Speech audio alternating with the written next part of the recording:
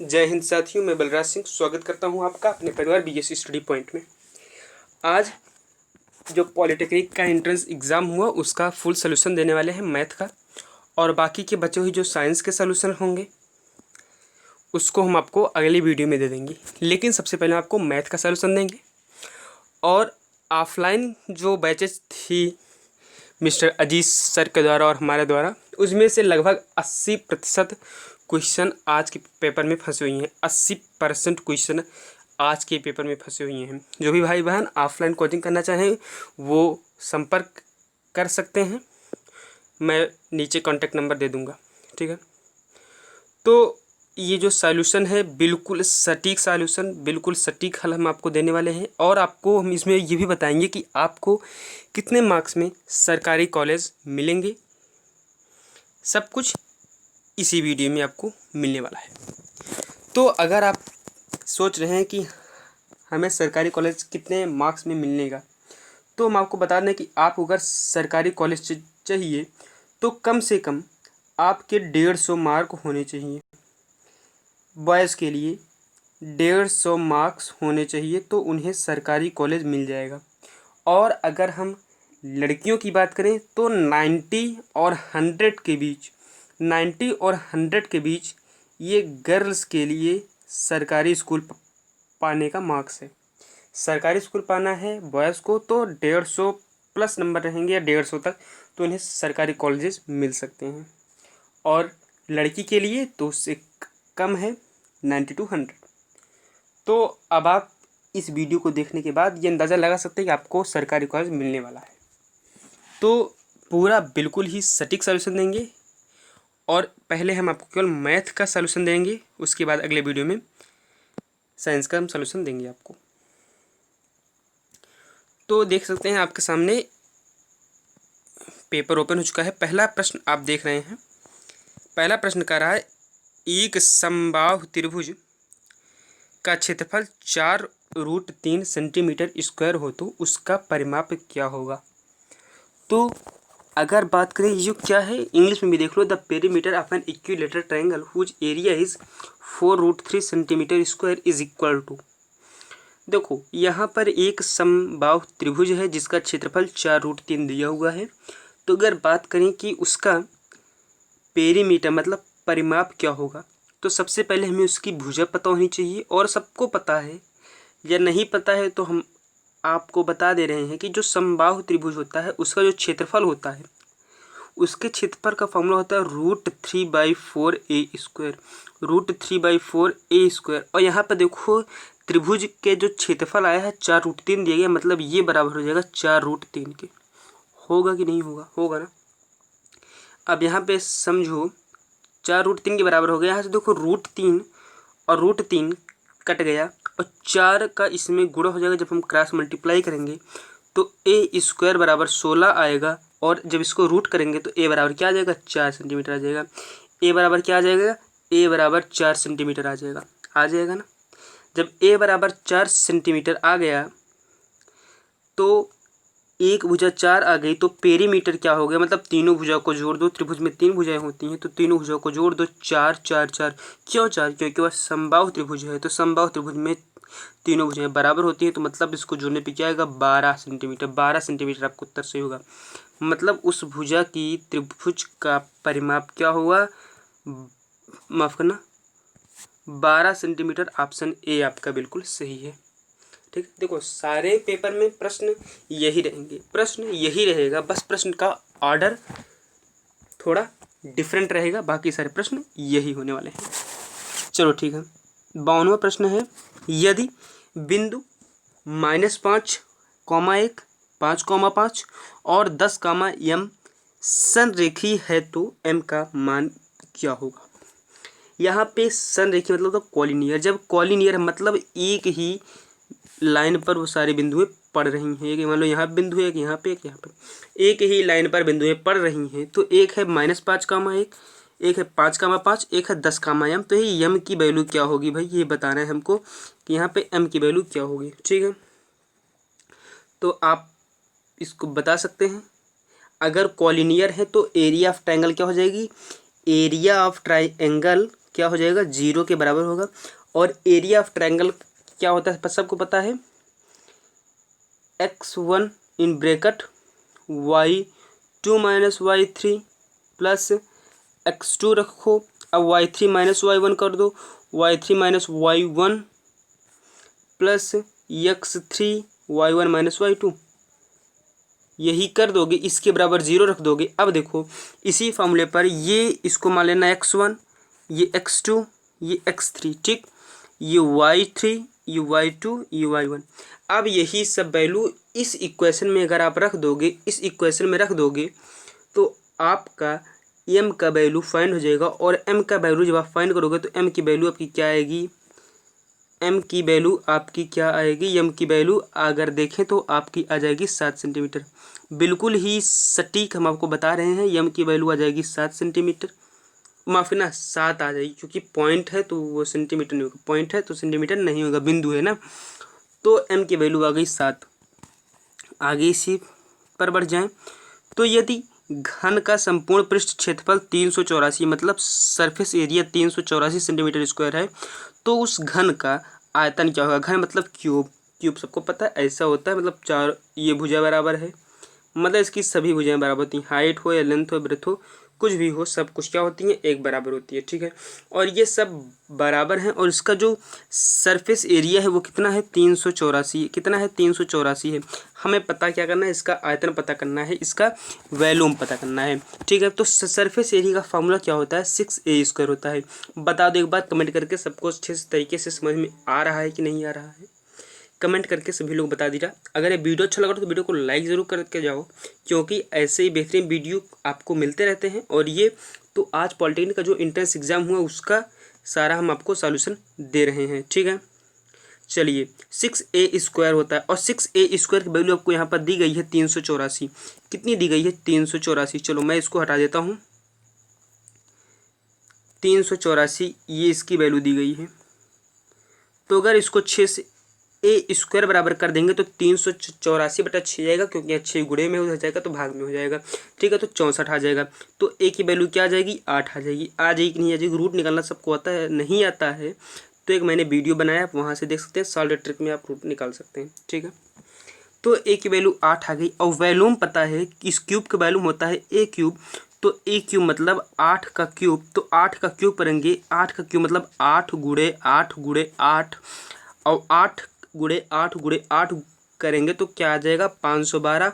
512 किस यूनिट में लिखा जाएगा, सेंटीमीटर क्यूब में, क्योंकि ये भी सेंटीमीटर, ये भी सेंटीमीटर, ये भी सेंटीमीटर, तो सेंटीमीटर की पावर क्या हो जाएगी, क्यूब हो जाएगी। तो 512 सेंटीमीटर क्यूब जो होगा वो बिल्कुल ही सही उत्तर होगा। यहाँ तक हमको लगता है कि सबका सही होगा। तो यहाँ पे ऑप्शन ए जो है 512 सेंटीमीटर क्यूब बिल्कुल ही सही ऑप्शन है, ठीक है। हमको लगता है कि यहाँ पे आप सभी का उत्तर बहुत ही बेहतरीन तरीके से आपने सही करके आया होगा। जो कि ऑफलाइन के बच्चे थे, जो कि ऑफलाइन कोचिंग पढ़े हुए थे, उनसे उम्मीद है कि बहुत सारे क्वेश्चन सही किए और उन्हें सरकारी कॉलेज मिल के रहेगा। आप लोगों को भी सरकारी कॉलेज मिल के रखे रहेगा, ठीक है। आगे देखें तो निम्न आंकड़ों का बहुलक क्या है। तो निम्न आंकड़ों का बहुलक पता करना है, मतलब क्या है, मॉड पता करना है। क्या पता करना है, मॉड पता करना है, ठीक है। तो इसमें मॉड क्या हो जाएगा, इसका ऑप्शन जो है ए आपको दिख रहा होगा वो बिल्कुल सही ऑप्शन है, 49। मतलब देखो बहुलक कौन ज़्यादा बार आया है तो आप इसको असेंडिंग आर्डर में करके लिख लेंगे तो आपका उत्तर 49 आ जाएगा। 49 देखो 3 बार आया है, बाकी 3 बार कोई संख्या नहीं है आई है, तो आपका उत्तर 49 है, बिल्कुल सही जवाब है, ठीक है। आगे बढ़ें तो ये पूछ लिया गया है कि यहाँ पे AB और CD पैरेलल है, मतलब ये भुजा दोनों आपस में पैरेलल है, ठीक है। तो इस समलंब का क्षेत्रफल क्या होगा, मतलब ये एक ट्रेपजियम है। क्या है दोस्तों, ये एक ट्रेपजियम है। देखो यार, एरिया ऑफ ट्रेपजियम बताना है तो एरिया ऑफ ट्रेपजियम सबको पता है 1/2 गुणे समा पैरेलल साइड, मतलब जो समांतर भुजाएं होती हैं उनका योग गुणे उनके बीच में जो दूरी होती है उसको। तो क्या करोगे, 1/2 इंटू, ठीक है, समा पैरेलल साइड्स मतलब समांतर जो रेखाएं होती हैं उनका योग। तो ये समांतर है, ये समांतर है, देखो यहाँ पे दिया गया है। तो ये B है, ये A है, ये A है ना, देख लो एक बार फिर से, देखो यहाँ पे A दिया गया ना, ये साइड A है, ये साइड B है। तो A + B इंटू ये इसके बीच की दूरी, इसके बीच की दूरी क्या है, ये देखो दी गई है h, इसके बीच की दूरी h दी गई है, तो इंटू एच। इसका मतलब इसका ऑप्शन ए क्या है, बिल्कुल सही जवाब है। ऑप्शन ए आपका क्या है, बिल्कुल सही हो जाएगा। ठीक है, आगे बढ़ जाएं। आज देखो बहुत ही बेहतरीन तरीके से ये सेशन आपके लिए मैं लेकर के आया हूँ। सेशन अच्छा लग रहा हो तो सेशन को लाइक ज़रूर करके जाइएगा, और अगर ना अच्छा लग रहा हो तो कोई बात नहीं है, लेकिन उम्मीद करते हैं कि आपको ये सेशन ज़रूर पसंद आ रहा होगा। ठीक है, चलिए इसको भी मैं थोड़ा जूम कर लेता हूँ।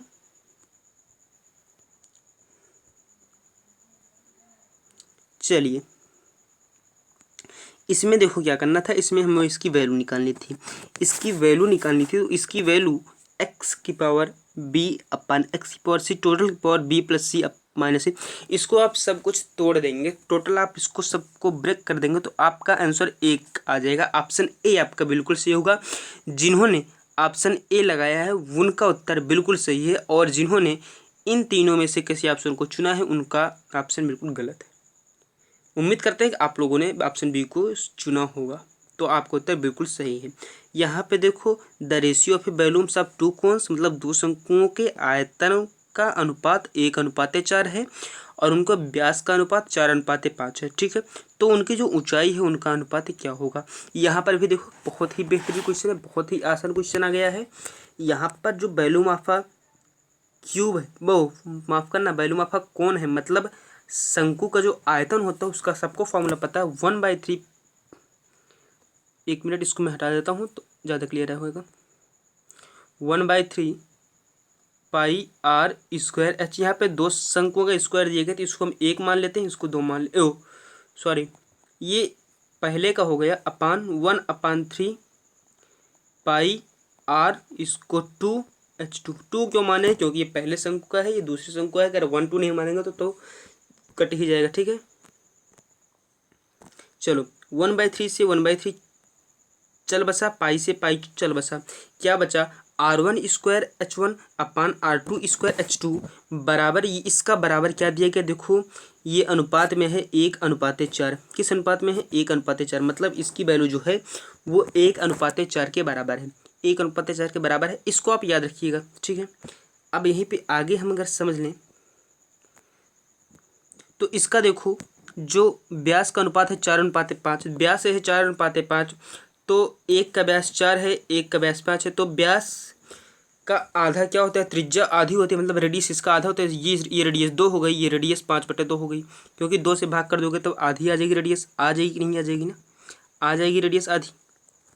जब रेडियस आपकी 2 आ गई कि 5/2 आ गई, अब यहाँ पे आप रेडियस रख दो 2, यहाँ पे रेडियस रख दो 5/2। जब इसकी वैल्यू पता हो गई, इसकी भी वैल्यू पता हो गई, तो आप सीधे इसकी और इसकी वैल्यू का रेशियो निकाल सकते हो। देखो ये बराबर 1/4 दिया हुआ है, R1 और R2 आपको तो दोनों की वैल्यू भी पता हो गई है, तो आप सीधी बात H1 रेशियो H2 निकाल सकते हैं।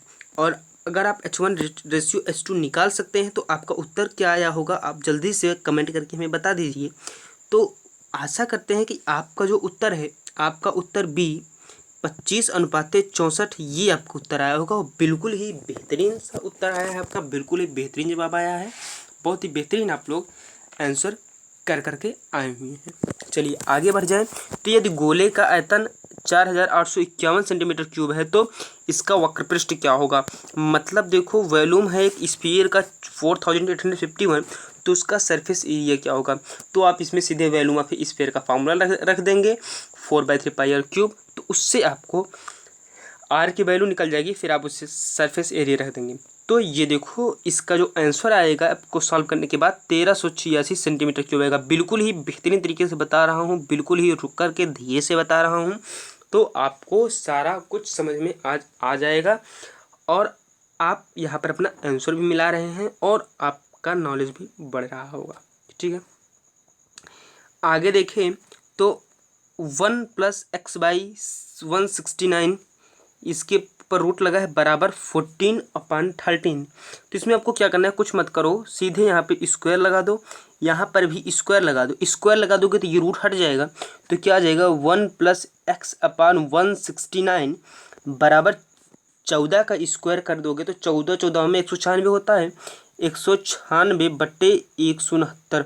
ठीक है, यहाँ तक आपको सबको समझ में आ गया। अब इसी को क्वेश्चन को हम देख करके आगे हम सॉल्व करते हैं। ये इसका अपान 1 है, जब एलसीएम लेंगे सबको पता है 169, यहाँ पे 169 plus X is equal to 196/169। आप इसको ऐसे ही लिख देंगे। अब देखो यहाँ पे क्या करोगे, 169 से 169 चल बसा। अब x बराबर 196 से 169 घटा दोगे तो क्या आपको उत्तर आ जाएगा, आपको उत्तर 27 आ जाएगा। तो ऑप्शन आप यहाँ पर देख रहे होंगे, ऑप्शन ए आपका 27 क्या है, बिल्कुल सही जवाब है। जिन्होंने ऑप्शन ए 27 लगा कर के आया है वो बहुत ही अच्छे हैं, बहुत ही बढ़िया तरीके से अपनी तैयारी कर करके गए हुए थे और उनका उत्तर बिल्कुल ही सही आया हुआ है। ठीक है, फिर से देखो वही क्वेश्चन आ गया। क्या आ गया, यदि बिंदु,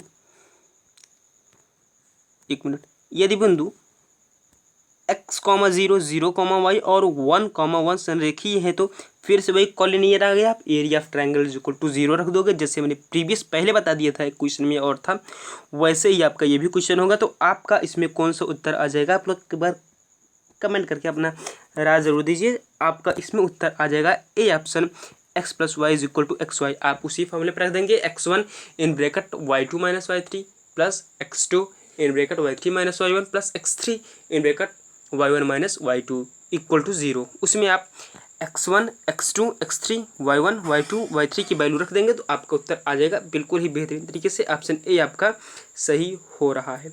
ठीक है, ए ऑप्शन आपका बिल्कुल ही बेहतरीन तरीके से इसमें सही होगा। अब साइन 15 डिग्री का मान क्या होगा। साइन 15 डिग्री का मान होता है, सबको पता होगा साइन 15 डिग्री का मान क्या होता है। एक बार कमेंट करके बता दो, मैं आप लोग के एक बार कमेंट का वेट कर रहा हूँ। तो जी हाँ दोस्तों, जिन्होंने कमेंट किया √3 - 1/2 √2, ऑप्शन ए उनका ऑप्शन बिल्कुल ही सही है, बिल्कुल ही बेहतरीन है। चलो ठीक है, आगे देखते हैं। ये कहाँ गया भाई, थोड़ा रुक जाइए, क्वेश्चन थोड़ा अपने शेप में नहीं है तो इसको मैं इसके शेप में ला देता हूँ, उसके बाद हम इससे बातें करते हैं। देखो यहाँ पे क्या हमारा टारगेट है, हमारा टारगेट है कि हम क्वेश्चनों को कितनी आसान तरीके से सॉल्व कर रहे हैं, मतलब कि क्वेश्चन कितने आसान आए हुए थे हम ये देख रहे हैं। तो इससे आपका क्या होगा कि आपको ये लगेगा हाँ क्वेश्चन तो वाकई में बहुत ही आसान थे और आप इसे कभी भी करने में सक्षम थे। ये कहें कि ये आपके लिए असंभव था, तो असंभव तो बिल्कुल नहीं था। जब तक हम आपके साथ खड़े हैं आपको हार मानने की आवश्यकता नहीं है। इसमें बात करें तो एक लंबवृत्तीय शंकु की त्रिज्या और ऊंचाई का अनुपात 5:12 और आयतन 2512 सेंटीमीटर क्यूब है, तो शंकु की तीर ऊंचाई क्या होगी, मतलब स्लैंट हाइट पूछ लिया है। तो बिल्कुल ही बेहतरीन जवाब आप लोगों का आ रहा है।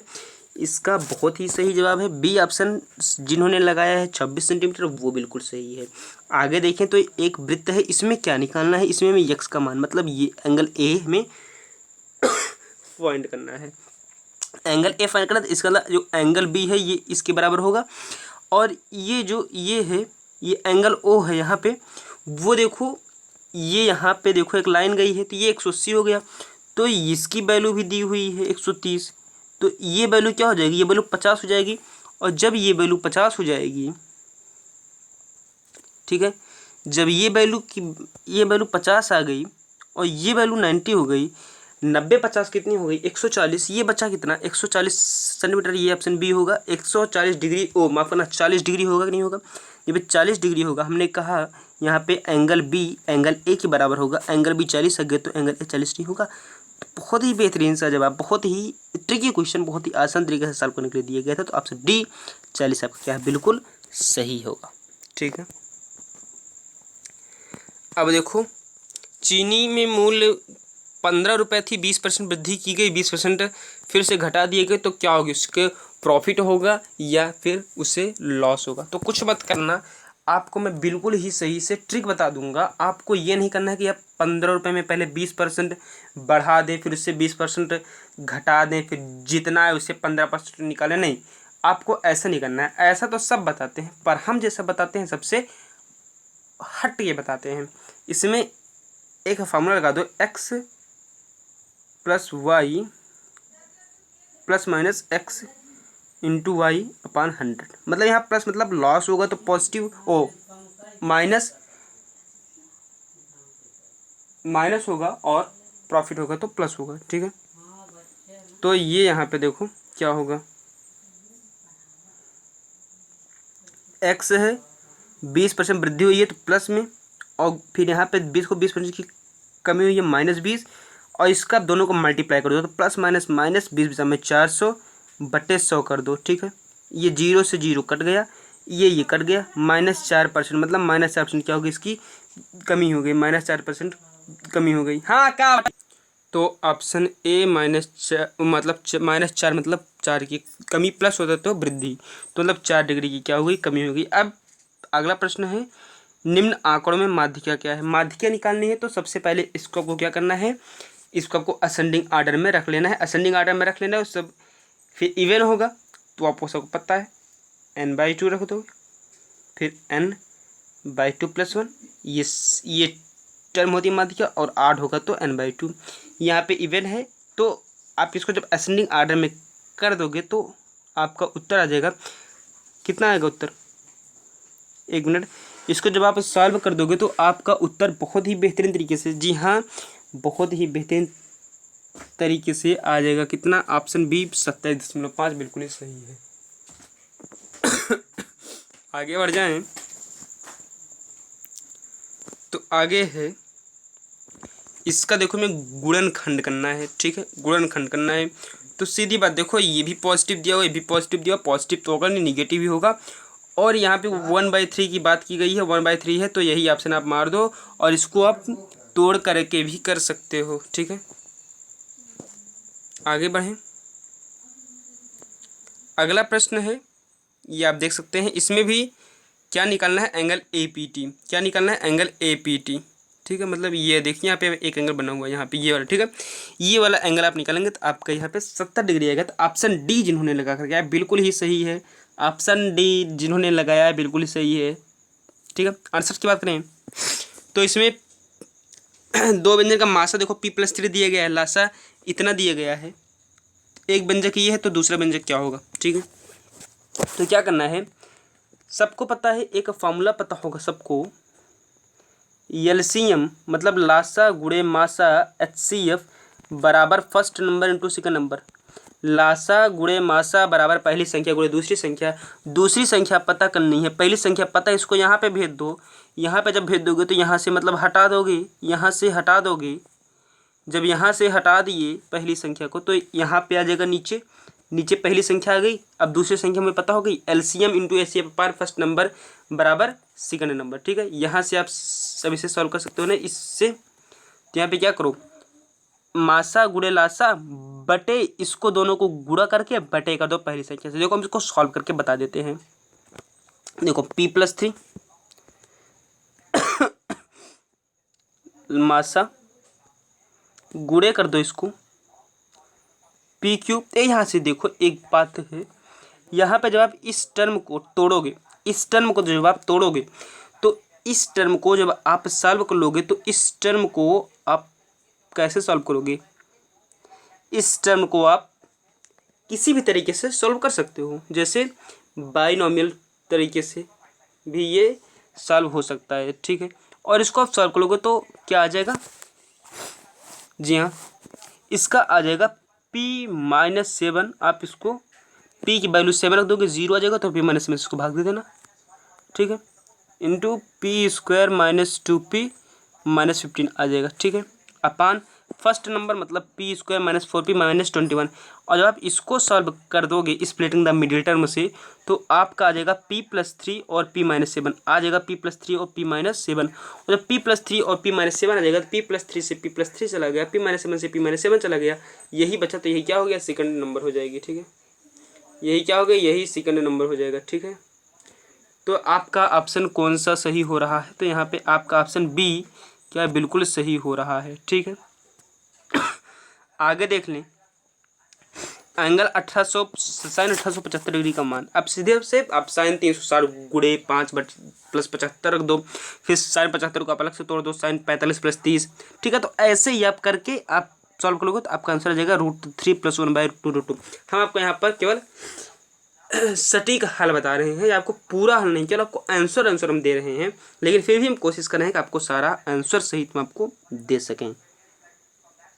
यहाँ पे आप देख सकते हो, ये भी क्वेश्चन भी मैं आपको बता दे रहा हूँ एक बार कोशिश करके। यहाँ पे x/y -1 है, यही है क्वेश्चन, x/y -1/1 - x/y। किसी को नहीं दिख रहा हो तो ठीक है, ये आप कर लियो, ठीक है। अब मैं इसको यहाँ से हटा देता हूँ क्योंकि जगह नहीं है मेरे पास, जगह की थोड़ी कमी है इसलिए।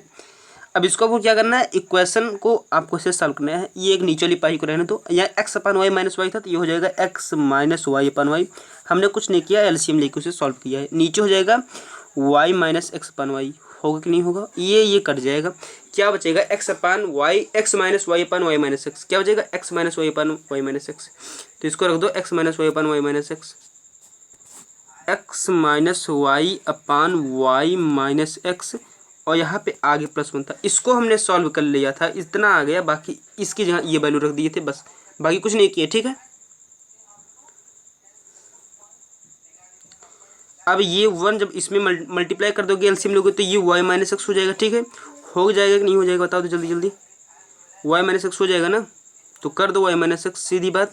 यहाँ पर भी कर दो y - x, तो ये मतलब टोटल हमने एलसीएम ले लिया, ये नीचे हो जाएगा, y से y गया, x से x गया, 0/y - x, 0/something = 0, तो आपको उत्तर क्या आ गया, 0 आ गया आपका उत्तर। तो जिन्होंने इसका सॉल्यूशन में 0 किया है वो बिल्कुल सही है, बाकी सबका गलत है। यहाँ पे बात करें तो 1 + sin x/1 - sin x ये रूट में है, तो आपका उत्तर बिल्कुल ही बेहतरीन तरीके से, बिल्कुल ही बेहतरीन जवाब आप लोग का। और ये क्या हो जाएगा, sec x + tan x, क्या हो जाएगा sec x + tan x। चाहे आप इसको निकाल करके देख लें, वो ठीक है, देख लोगे ना। आगे बढ़ जाएं, सॉरी 1 मिनट, हाँ चलिए ठीक है। अब आपको क्वेश्चन नंबर आता है 72। ये द्विघात समीकरण x + 1/x = 10/3 का हल होगा। तो इसका जो हल होगा, जब आप x + 1/x = 10/3 रखोगे तो ये देखो हो जाएगा x² + 1/x, ठीक है, बराबर 10/3, होगा कि नहीं होगा। अब इसको आप क्रॉस मल्टीप्लाई कर दोगे तो कितना हो जाएगा, 3x² - 3 = 10x। अभी आपका क्या बन गया, क्वाड्रेटिक इक्वेशन बन गया। और आप क्वाड्रेटिक इक्वेशन को स्प्लिटिंग द मिडिल टर्म से कर सकते हो।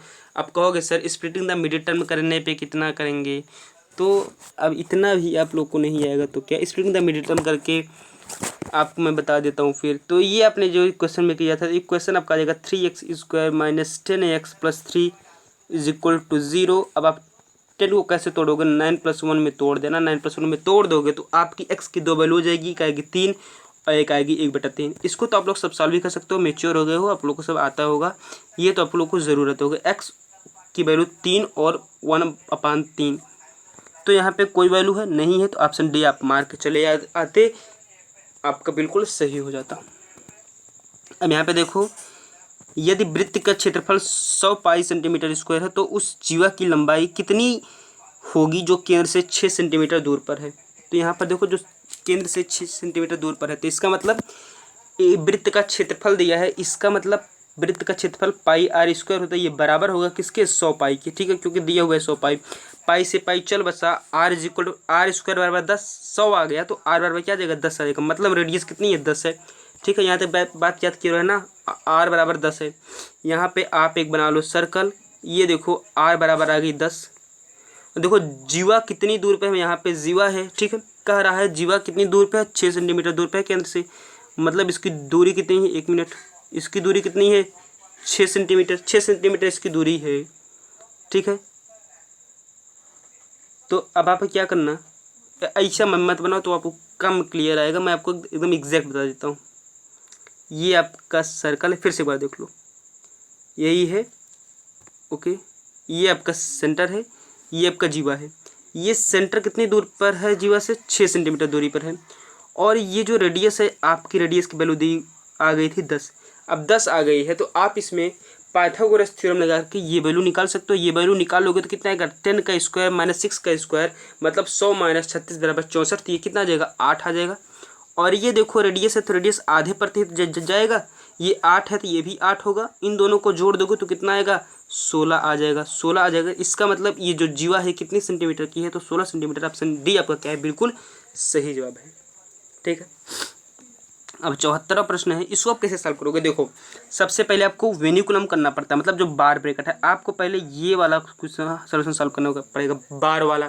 फिर स्मॉल ब्रैकेट को आप तोड़ोगे, ठीक है। फिर आप कहीं जा करके करली ब्रैकेट को तोड़ोगे, फिर कहीं आप जा करके बिग ब्रैकेट को तोड़ोगे। ऐसे स्टेप में आपको ब्रैकेट को तोड़ना है, और अगर आप ऐसे ही स्टेप में ब्रैकेट को तोड़ेंगे तो आपका सॉल्यूशन कहीं भी गलत नहीं होगा। और उसके लिए उसके बाद आपको सबसे पहले डिवीज़न करना पड़ेगा, फिर मल्टीप्लाई, माफ करना, सबसे पहले आपको ऑफ अगर है तो ऑफ करना पड़ता है।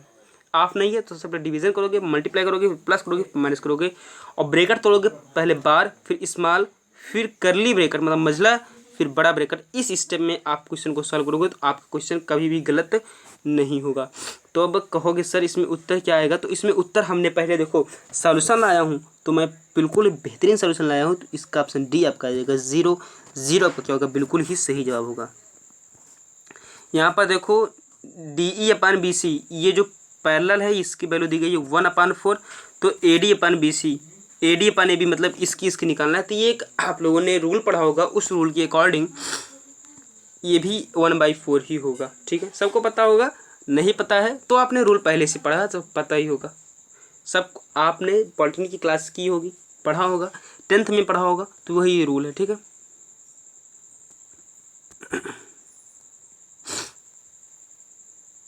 1 मिनट, व्हाट्स हैपनिंग, ये सब मेरे साथ क्यों होता है भाई। चलो ठीक है,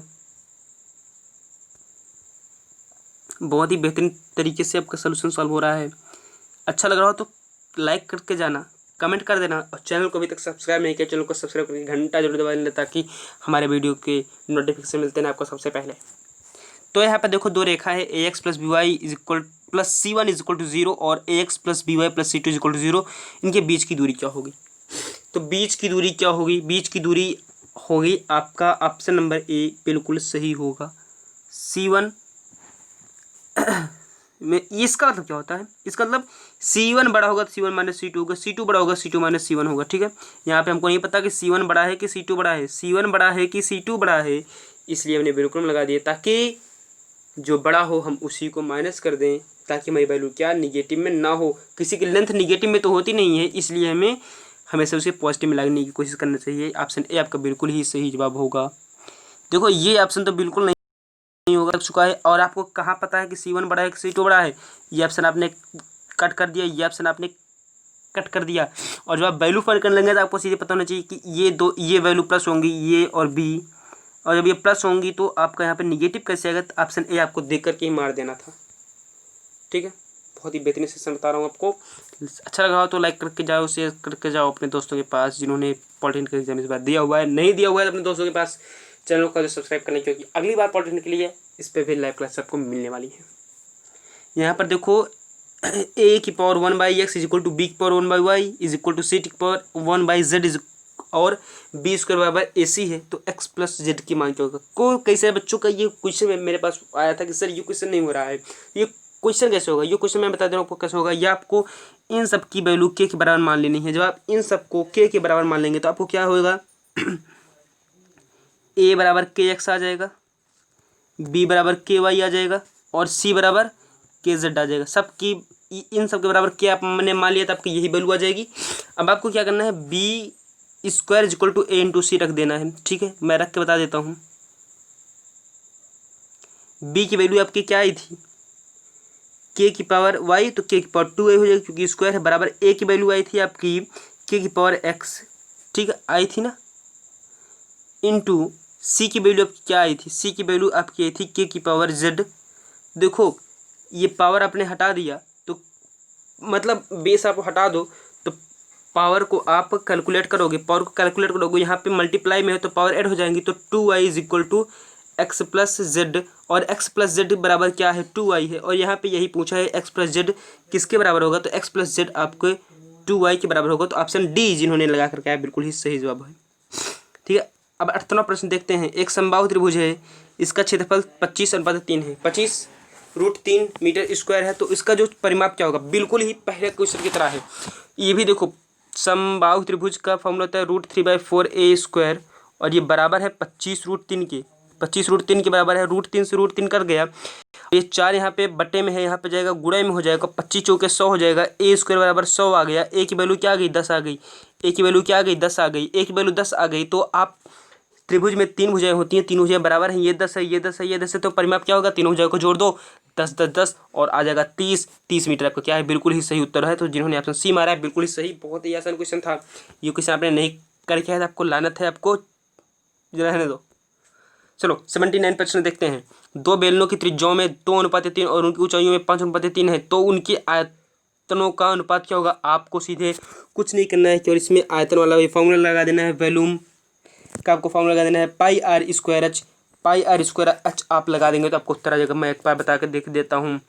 पाई देखो यहाँ पे 2 है तो r1 r2 जरूर लिख देना। πr²h अपान πr²h, ठीक है। पाई से पाई कट गया, r1² अपान r2²h1, मतलब r का और h का स्क्वायर करना है, ठीक है।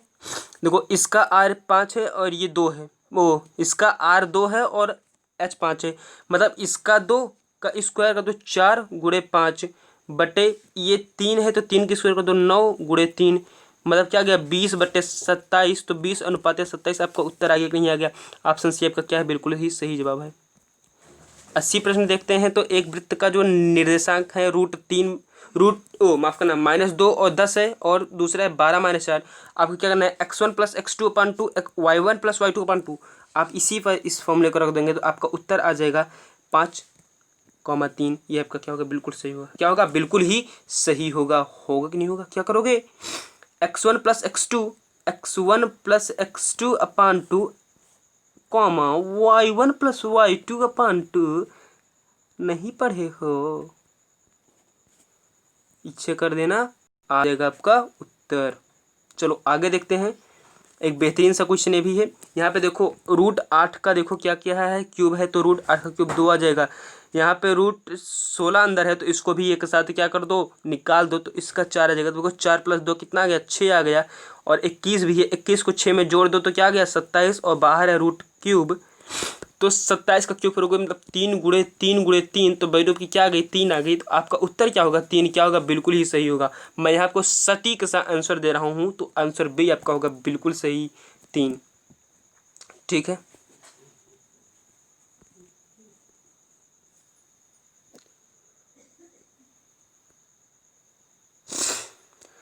चलिए 82 प्रश्न है। log2 = x, log3 = y, log5 = z, तो log 270 का मान, तो सीधी सी बात log 270 का मान मैं आपको सटीक उत्तर दे रहा हूँ, ठीक है। तो आपको क्या करना है? log 2 की वैल्यू, log 3 की वैल्यू, log 5 की वैल्यू, आपको सारी वैल्यू निकालनी, तो आपके उत्तर आ जाएगा, ठीक है। आगे देखते हैं। log a/b into log b/c into log c/a, तो इसका उत्तर क्या आएगा? तो इसका उत्तर क्या आएगा?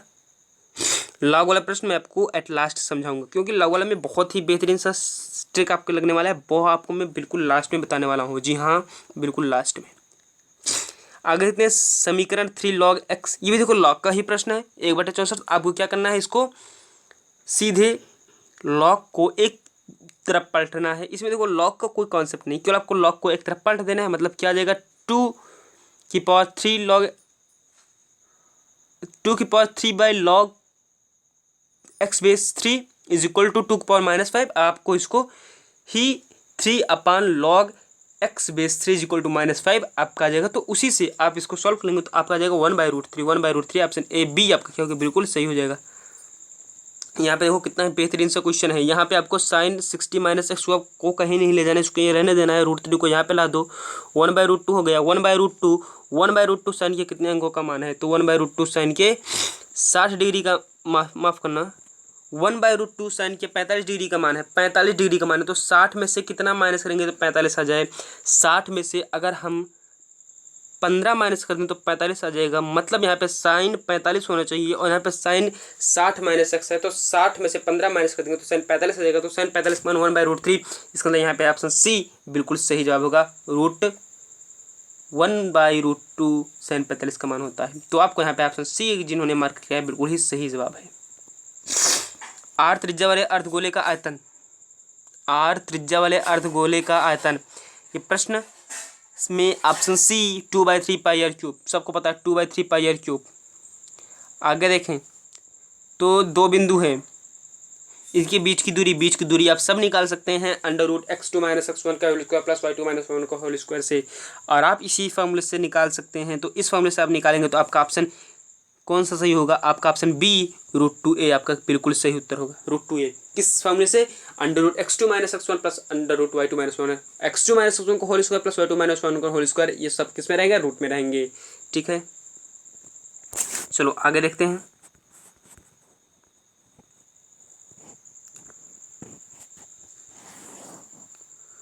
यस सर,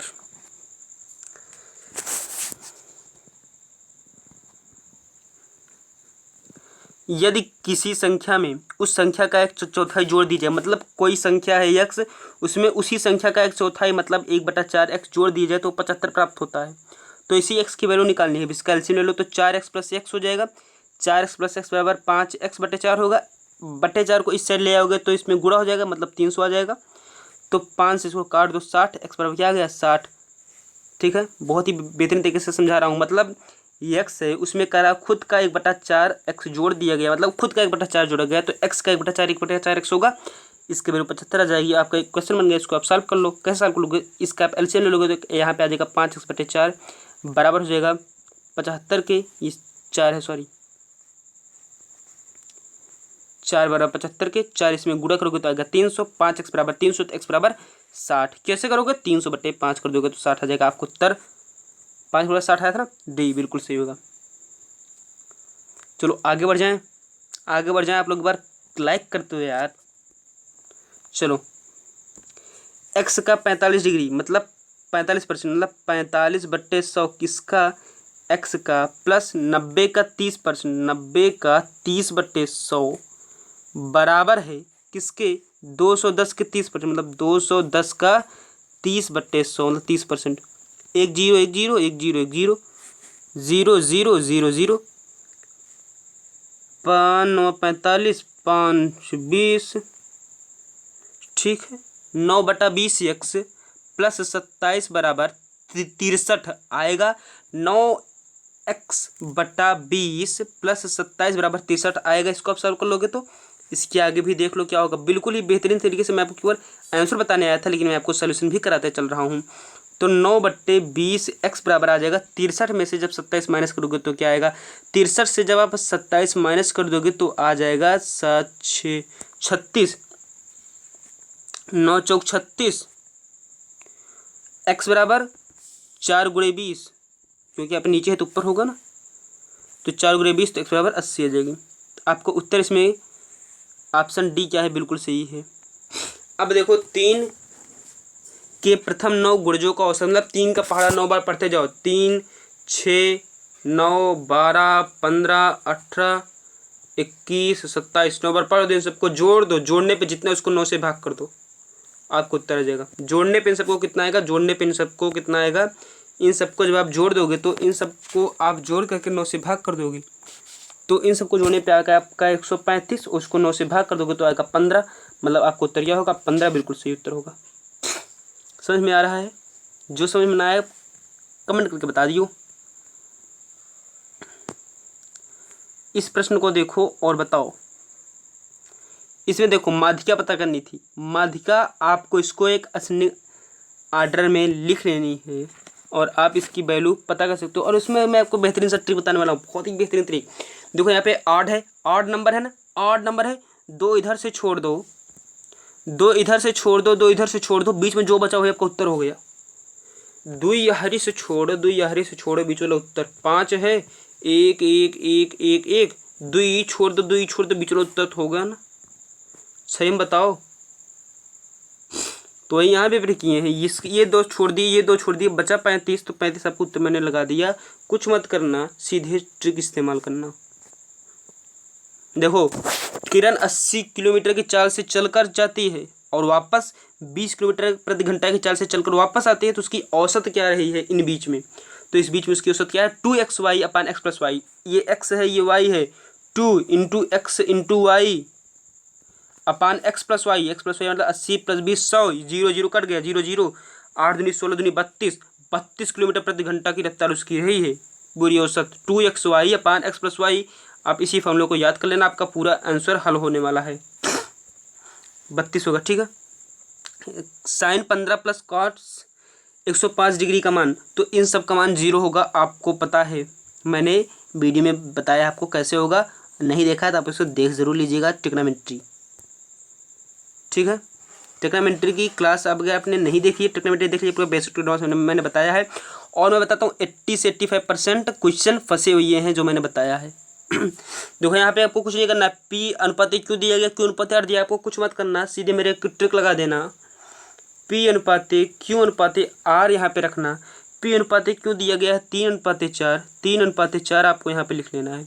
और क्यों अनुपात आर दिया गया है 6:9, यहाँ पे आपको 6:9 लिख लेना है। अब बाकी को कुछ नहीं करना है, मैं बताता हूँ। यहाँ पे 4 है, आगे कुछ नहीं दिया गया तो 4 लिख लो। यहाँ पे 6 है, आगे कुछ नहीं दिया गया तो 6 लिख लो। अब इन सबको गुणा कर लो सीधे सीधे, 18 24 36, 18 24 36 आपका देखो पी क्यू आर का अनुपात है, उसको काट देना। लेकिन पूछा क्या है, पी अनुपात आर, पी अनुपात आर मतलब पी ई है और आर ई है, पी ई है और आर ई है। तो पी है 18, आर है 36, पी है 18, आर है 36। तो इनको आप जब काट दोगे 18 एकम 18 दूनी 36, तो 1:2 आ जाएगा आपका बिल्कुल ही बेहतरीन तरीके से उत्तर, ठीक है। सॉरी यहाँ पे 8 है, यहाँ पे क्या है, यहाँ पे 8 था, तो यहाँ पर भी 8 हो जाएगा ना, तो आपको उत्तर पूरा गड़बड़ा गया। फिर से बता देता हूँ, ये 8 था, तो यहाँ पर भी आप 8 रखना। अब इसको गुणा कर दो, 9 चौक 36, 8 चौक 32, 8 त्रिक 24, ये इससे मतलब है। तो 12 दूनी 24, 12 3 36, 2:3 आपका उत्तर आ गया। बिल्कुल ही बेहतरीन तरीके से उत्तर लाया हूँ कि नहीं लाया हूँ, बता दो कमेंट करके। 2:3, देखो मैंने कुछ नहीं किया, सीधे ट्रिक बताया, ट्रिक बता दिया, बहुत ही बेहतरीन तरीके से मैंने उसे जान लो सॉल्व भी कर दिया। तो कितना आ गया आपको उत्तर, 2:3। ऑप्शन ए क्या है, बिल्कुल सही है। देखो वर्गीकृत आंकड़ों की माध्यिका है, तो आंकड़ों के जब आपको कहीं भी माध्यिका निकालनी हो जाए तो L1 + n/2 - CF/F × H1, तो इसलिए ऑप्शन आपके इसमें बी क्या है, बिल्कुल सही है, क्योंकि वो फॉर्मूला इसी पर बेस्ड है। देखो कैसे बेस्ड है, L1 इसमें देखो L2 दे दिया है, ये तो पहले से नहीं है, और इसमें L1 माइनस कर दिया है, ये भी नहीं है। देखो L1 हमने कहा प्लस n/2 भी है, माइनस CF मतलब C भी लिख देते हैं, इंटू H मतलब L2 - L1, L2 - L1 है कि नहीं है, बस इसको तोड़ दिया है, बाकी वही है। ऑप्शन बी आपका क्या है, बिल्कुल सही है। अब देखो x⁴ + 1/x⁴ बराबर 34 है, तो x - 1/x बराबर क्या होगा। तो इसमें आपको क्या करना है, सबसे पहले x² + 1/x² का होल स्क्वायर कर दोगे, तो इससे आपको x² + 1/x की वैल्यू आ जाएगी 6। और जब x² + 1/x की वैल्यू 6 आ गई, तो अब आप यहाँ पे क्या करना है, x - 1/x का होल स्क्वायर लगा के फॉर्मूला कर दोगे, तो आपको x - 1/x की वैल्यू आ जाएगी, और वो वैल्यू क्या होगी, 2 होगी।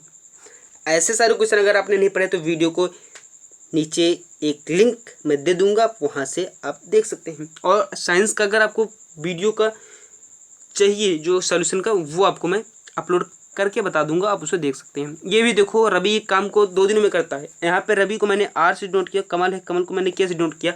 मेरा ट्रिक हमेशा याद रखना, ये 2 दिनों में पूरा करता है, ये 6 दिनों में पूरा करता है। सीधे एलसीएम ले लो, 6 आ गया, ये 2 से 6 को भाग कर दो 3, 6 से उसको भाग कर दो 1। अब दोनों साथ में कितना करेंगे, ये 3 यूनिट काम करेगा एक दिन में, ये एक दिन में 6 यूनिट काम करेगा, मतलब दोनों एक दिन में 4 यूनिट काम करेंगे। तो 6 यूनिट काम कई दिन में करेंगे, तो 6 से 4 को भाग कर दो, 6/4 मतलब 2 तिहाई 6 दूनी मतलब 1 सही 1/2 दिन। तो सीधे ट्रिक से मैंने आपको बता दिया, 1 सही 1/2 दिन आपका क्या होगा, बिल्कुल ही बेहतरीन तरीके से आपका उत्तर होगा, ठीक है। क्या होगा उत्तर, 1 से 1/2 दिन, ठीक है। आगे बढ़ जाएं तो 2 सरल रेखाएं हैं, इनके बीच का एंगल क्या होगा। तो इनके बीच का एंगल आपको निकालना है बहुत ही बेहतरीन तरीके से। आप इसे m2 - m1/1 + m2 m1 से कर सकते हैं, m2 बराबर होता है b अपान a, इसी से आप लगा देंगे किस फॉर्मूले से, एक बार फिर से सुन लो, m2 minus m1, m2 minus m1, मैं लिख देता हूँ m2 माइनस m1 अपान 1 प्लस m2 m1, इसी फॉर्मूले से आप इसको सॉल्व करके लगा देंगे, m2 बराबर हो जाएगा b अपान a, और आप इसी से लगा देंगे तो आपका उत्तर आ जाएगा, और वो उत्तर क्या होगा, b 60 डिग्री। जो आपका आंसर रहेगा 1/√3, और ये किसकी वैल्यू होती है, tan 60 की, तो 60 सीधे आपको उत्तर आ जाएगा।